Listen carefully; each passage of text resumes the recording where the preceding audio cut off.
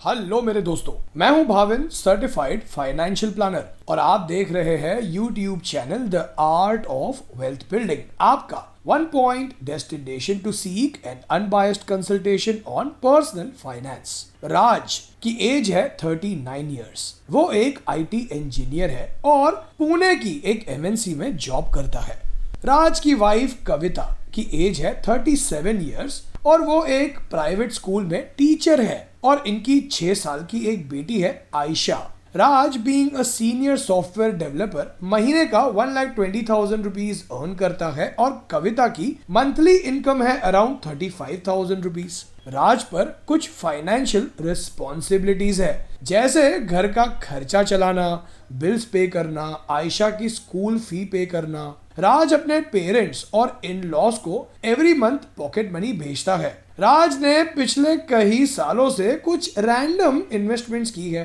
Tax की saving करने के लिए। राज का होम लोन और कार लोन चल रहा है और उसके 3 पर्सनल लोन्स है जो उसने अपनी सिस्टर की मैरिज के समय पर लिया। दूसरा लोन उसने अपनी फैमिली के साथ वेकेशन पर जाने के लिए लिया था और तीसरा लोन उसने अपने घर का इंटीरियर करवाते समय लिया था। राज और कविता दोनों काफी मेहनत करते हैं और पिछले कई सालों से मेहनत करते आ रहे हैं और वो अपनी इनकम में से जितना हो सके सेविंग करने की कोशिश करते हैं। उनके कुछ पैसे म्यूचुअल फंड्स और स्टॉक्स में भी इन्वेस्टेड है और ये स्टॉक्स और म्यूचुअल फंड्स राज ने अपने कुछ दोस्तों और रिश्तेदारों के कहने पर खरीदे थे। अब राज सोच रहा है कि वो एक और होम लोन लेकर पुणे में एक और प्रॉपर्टी खरीद ले एज एन इन्वेस्टमेंट और उस प्रॉपर्टी को रेंट पर दे दे, लेकिन वो कंफ्यूज्ड है। राज और कविता को अपनी बेटी आयशा और उनके खुद के फाइनेंशियल फ्यूचर की चिंता होती है, एज इतनी मेहनत करने के बावजूद वो कुछ ज्यादा वेल्थ क्रिएट नहीं कर पा रहे हैं। उनका कोई इमरजेंसी फंड भी नहीं है। राज और कविता को इतने सालों तक लगता था कि वो अपने फाइनेंसेस खुद ही मैनेज कर पाएंगे और उन्हें फाइनेंशियल प्लानिंग की कोई जरूरत ही नहीं है, लेकिन अब वो लेट 30s में है और जल्द ही 40s में एंटर होने वाले हैं। तो अब राज और कविता को क्या स्टेप्स लेने चाहिए? So let's try to understand this. लेकिन इस वीडियो से कुछ सीखे उससे पहले अगर आप भी अपना पर्सनल फाइनेंशियल प्लान बनवा कर ये समझना चाहते हैं कि कैसे आप भी अपने पर्सनल फाइनेंशियल गोल्स जैसे रिटायरमेंट, घर खरीदना, कार खरीदना, वेकेशंस पर जाना, इन्हें अचीव कर सकते हैं और आपको अभी से क्या करना होगा इन गोल्स को अचीव करने के लिए, तो व्हाट्सएप कीजिए इस नंबर पर अपना पर्सनल फाइनेंशियल प्लान बनवाने के लिए। सबसे पहले तो राज को एक एक्सेल में उनके इनकम और एक्सपेंसेस का और नेट वर्थ का एक स्टेटमेंट बनाना चाहिए। जैसे फॉर एग्जाम्पल इस स्क्रीनशॉट के अनुसार राज और कविता ये समझ पाएंगे कि उनकी इनकम का कितना परसेंटेज कहाँ जा रहा है और उनके पास कितना अमाउंट सरप्लस बच रहा है। जैसे फॉर एग्जाम्पल इस स्क्रीनशॉट के अनुसार उनकी इनकम का 40% अमाउंट ईएमआई की तरफ जाता है, 39% हाउस होल्ड, पॉकेट मनी और एजुकेशन की तरफ और बाकी 21% सरप्लस अमाउंट है जिसे वो अपने लॉन्ग टर्म गोल्स के लिए इन्वेस्ट कर सकते हैं। और नेट वर्थ स्टेटमेंट से उन्हें ये पता चलेगा कि उनके लोन्स की आउटस्टैंडिंग कितनी है और उनके एसेट्स और इन्वेस्टमेंट्स की करंट वैल्यू कितनी है। अब ये समझने के बाद राज और कविता को अपने इंश्योरेंस नीड्स को एनालाइज करना चाहिए। जैसे फॉर एग्जांपल राज पर घर चलाने की जिम्मेदारी है, home loan, car loan, personal loan, Ayesha की स्कूलिंग और पेरेंट्स और इन-लॉज की रिस्पॉन्सिबिलिटी है, लेकिन राज का कोई टर्म प्लान नहीं है। तो ऐसे में राज को सबसे पहले अपना एक टर्म प्लान लेना चाहिए, जिससे कि अगर राज को अनफॉर्चुनेटली कुछ हो जाता है तो उसके लोन्स की आउटस्टैंडिंग अमाउंट को पे किया जा सके और उसकी इनकम को भी रिप्लेस किया जा सके। राज और कविता का एक पर्सनल मेडिकल इंश्योरेंस भी होना चाहिए, बिकॉज एज ऑफ नाउ वो सिर्फ अपने ऑर्गेनाइजेशन वाले इंश्योरेंस पर डिपेंड कर रहे हैं जो इनफ नहीं है। राज और कविता के पेरेंट्स का भी कोई मेडिकल इंश्योरेंस नहीं है और इनके पेरेंट्स इन्हीं पर डिपेंड करते हैं और अगर उनके पेरेंट्स मेडिकल इंश्योरेंस के लिए एलिजिबल है तो उनका भी इंश्योरेंस होना चाहिए, क्योंकि अगर उन्हें किसी कारण से हॉस्पिटलाइज करना पड़ता है तो राज और कविता को एक और लोन लेना होगा हॉस्पिटल का बिल भरने के लिए। ये सब होने के बाद राज और कविता को बैठकर अपने शॉर्ट और लॉन्ग टर्म गोल्स को डिफाइन करना होगा और उनका सबसे पहला गोल होना चाहिए to accumulate enough emergency funds. Emergency funds ना होने के कारण हर छोटी इमरजेंसी के लिए राज को पर्सनल लोन लेना पड़ता है या उसे अपनी इन्वेस्टमेंट्स को बीच में ही बेचना पड़ता है। तो ऐसे में इमरजेंसी के वक्त उसे लोन लेने की जरूरत नहीं पड़ेगी और वो छोटी मोटी इमरजेंसीज को इजीली टैकल कर पाएगा। और ऐसे में अगर किसी कारण से राज या कविता का जॉब छूट जाता है तो उनके लिए ईएमआई और घर के बाकी खर्चों को मैनेज करना बहुत डिफिकल्ट हो सकता है। वो इन इमरजेंसी फंड्स को liquid funds, ultra short bond funds और फिक्स्ड डिपॉजिट में पार्क कर सकते हैं। अब नेक्स्ट गोल जिसके बारे में राज और कविता को सोचना चाहिए वो है उनकी रिटायरमेंट का गोल, बिकॉज अब वो ऑलरेडी अपने 40s में एंटर हो रहे हैं और उनके पास अब सिर्फ 20 इयर्स बचे हैं अपनी रिटायरमेंट की प्लानिंग के लिए। राज और कविता के करंट एनुअल एक्सपेंसेस है 4,80,000 रुपीज, विच मीन्स कि 21 इयर्स बाद राज की एज 60 इयर्स के होने पर 7% इन्फ्लेशन के हिसाब से ये एक्सपेंसेस होंगे 20 लाख रुपीस पर एनम और सिर्फ इस गोल के लिए उन्हें approximately 3 crore 60 lakh rupees accumulate करने होंगे। लेकिन राज के एम्प्लॉयज प्रोविडेंट फंड में अब तक 10 लाख रुपीस अक्यूमुलेट हुए हैं और कविता के ईपीएफ में भी अराउंड 7 लाख रुपीस अक्यूमुलेटेड है। और अगर वो अपने ईपीएफ से पैसे नहीं निकालते हैं और उनका कंट्रीब्यूशन कंटिन्यू होता है तो राज के ईपीएफ अकाउंट में उसके 60 इयर्स के होने पर अक्यूमुलेट होंगे 1 करोड़ 54 लाख रुपीस और कविता के ईपीएफ अकाउंट में अक्यूमुलेट होंगे approximately 1 crore 9 lakh rupees, which means कि 3 करोड़ 60 लाख रुपीस के रिटायरमेंट कॉर्पस में से 2 करोड़ 63 लाख रुपीस का कॉर्पस तो वो ईपीएफ से ही इकट्ठा कर लेंगे और बाकी बचे बैलेंस अमाउंट के लिए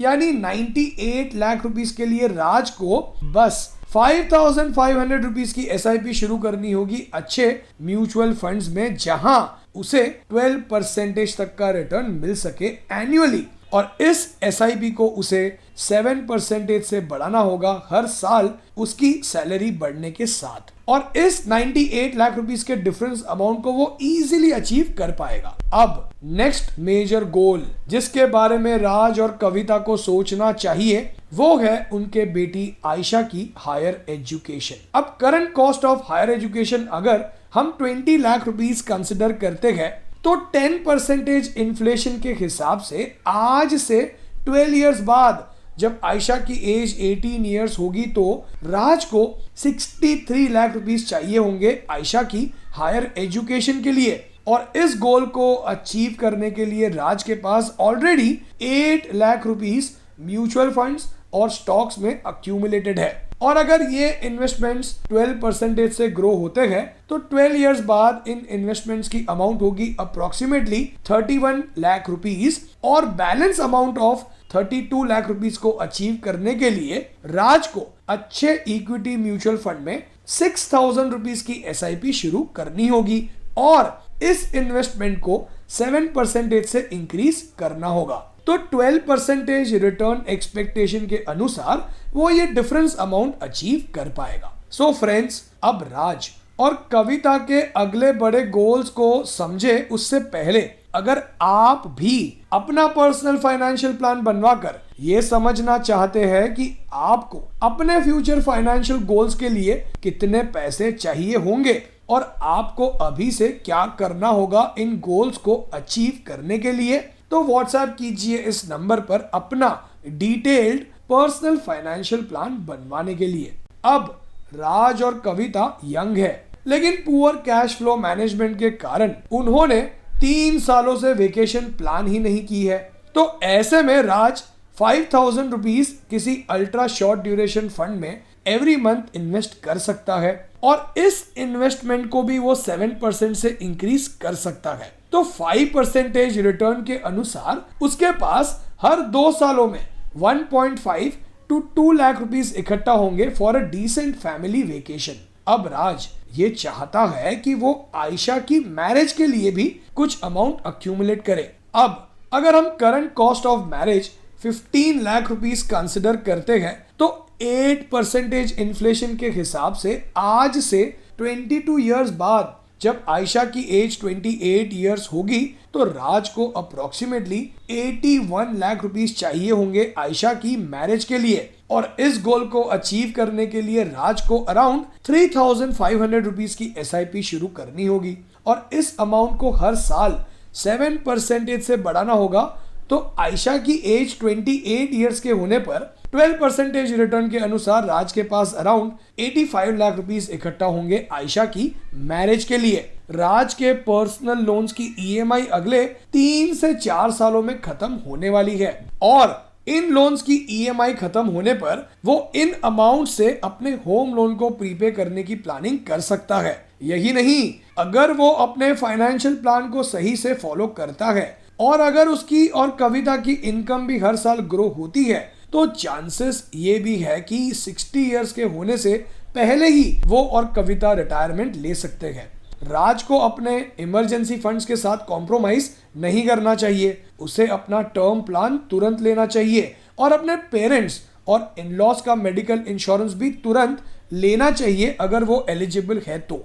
अगर उसके पास कोई भी एक्स्ट्रा पैसा बचता है तो वो अपनी बेटी के लिए सुकन्या समृद्धि योजना में भी इन्वेस्ट कर सकता है या अगर वो चाहे तो इन एक्स्ट्रा पैसों से वो अपनी बेटी आयशा के लिए गोल्ड बॉन्ड्स भी खरीद सकता है जो गोल्ड उसे आयशा की शादी के वक्त काम आएगा। अब राज और कविता सोच रहे हैं कि वो एक और होम लोन लेकर पुणे में एक और प्रॉपर्टी खरीद ले, तो क्या उन्हें ऐसा करना चाहिए? राज ने ऑलरेडी होम लोन लिया हुआ है और वो फिलहाल अपने ही घर में रह रहा है। राज के पेरेंट्स का इंदौर में और कविता के पेरेंट्स का कानपुर में खुद का घर है जो फ्यूचर में इन दोनों का ही होने वाला है as they are the only child. अब एक और लोन लेना मतलब राज अपनी रिटायरमेंट, आयशा की हायर एजुकेशन और मैरिज के लिए इन्वेस्ट नहीं कर पाएगा और घर की EMI घर पर मिलने वाले रेंट से कम की ही होगी, विच मीन्स कि राज और कविता के कैश फ्लो पर और भी प्रेशर पड़ेगा which is not right at this stage. So इस तरीके से सही फाइनेंशियल प्लानिंग करके राज और कविता अपना डे टू डे का स्ट्रेस रिड्यूस कर सकते हैं और फाइनेंशियल प्लान होने के कारण उनका अपने गोल्स को लेकर क्लियर विजन होगा और वो अपना कैश फ्लो सही से मैनेज कर पाएंगे और रैंडमली अपने दोस्तों और रिश्तेदारों के कहने पर कहीं पर भी अपना पैसा इन्वेस्ट नहीं करेंगे और रैंडमली इन पैसों को विड्रॉ भी नहीं करेंगे। सो फ्रेंड्स, अगर आप भी अपना पर्सनल फाइनेंशियल प्लान बनवा कर ये समझना चाहते हैं कि कैसे आप अपने पर्सनल फाइनेंशियल गोल्स अचीव कर सकते हैं तो व्हाट्सएप कीजिए इस नंबर पर अपना पर्सनल फाइनेंशियल प्लान बनवाने के लिए। आप हमारी वेबसाइट theartofwealthbuilding.com पर भी विजिट कर सकते हैं। आप हमें हमारे इंस्टाग्राम हैंडल पर भी फॉलो कर सकते हैं the art of wealth building search करके। तो कमेंट करके बताइए हमें कि क्या आपने अपने पर्सनल फाइनेंशियल गोल्स डिफाइन किए हैं